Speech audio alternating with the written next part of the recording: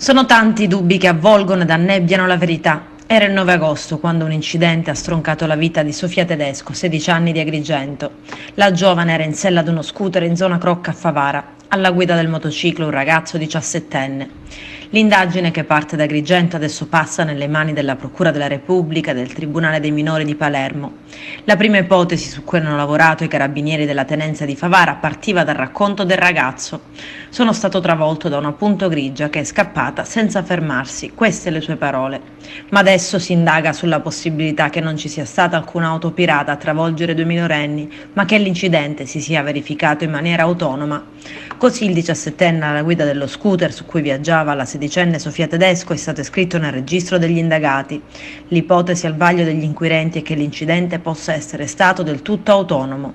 La ragazza, per cui i genitori non hanno mai smesso di lottare per la ricerca della verità, era deceduta qualche giorno dopo all'ospedale Santeria di Caltanissetta.